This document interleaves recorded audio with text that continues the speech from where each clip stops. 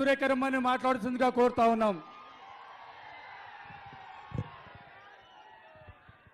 మెదక్ గడ్డ మీద ఈరోజు మన ప్రియతమ నాయకులు రేవంత్ రెడ్డి గారు ఎంపీ ప్రచార కార్యక్రమంలో నీలం మధు కోసం వచ్చినందుకు మరి వారికి వేలాది మంది ఆహ్వానం పలికినందుకు మీ అందరికీ కూడా ముందుగా శిరస్సు వంకి నమస్కరిస్తా ఉన్నాను.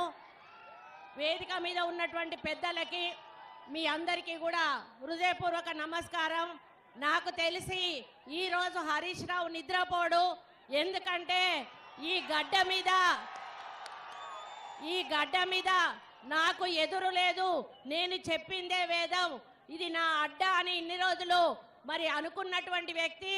మరి అధికారం ఉన్నంతసేపే ప్రజలు ఎవరైనా భయపడతారు, అధికారం పోతే బానిస సంఖ్యలు తెచ్చుకొని ఈరోజు బయటికి వచ్చారు అని చెప్పడానికి ఈ మీటింగే నిదర్శనం. అన్న ఇక్కడ హరీష్ రావు బాధితులు కోకొల్లలుగా ఉన్నారన్నా, ఎప్పుడు అవకాశం వస్తే ఆయన మీద పగ తీర్చుకుందామా అనేటువంటి పద్ధతిలో ఉన్నారు.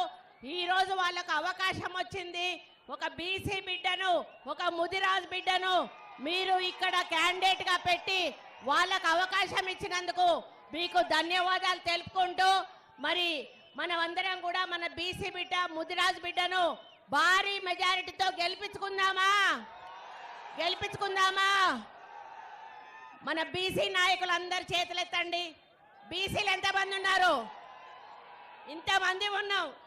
మనం ఒక్కొక్కరం 10 ఓట్లు వేసినా సరే మన ముదిరాజు బీసీ బిడ్డ మరి భారీ మెజారిటీతో గెలుస్తాడు. 1,00,000కు తక్కువ కాకుండా మెజారిటీ తీసుకురావాల్సిన బాధ్యత మనందరి మీద ఉందని తెలియజేసుకుంటూ, బీసీల ఐక్యత మన రేవంత్ రెడ్డి గారికి నమస్కారాలు, ధన్యవాదాలు. అన్న మీ ఆశీర్వాదంతో మధు ఎంపీ క్యాండిడేట్గా ఈ 30 సంవత్సరాల బానిస సంఖ్యలను మరి శృంఖలాలను తెంచుకొని పార్లమెంటులో అడుగుపెట్టబోతా ఉన్నాడు. మీ సహాయ సహకారం, మీ ఆశీర్వాదం తప్పకుండా మధు మీద ఉండాలని కోరుకుంటూ సెలవు తీసుకుంటా ఉన్నాను. జై కాంగ్రెస్! చేతి గుర్తుకే రేవంత్ అన్న నాయకత్వం. జై కాంగ్రెస్!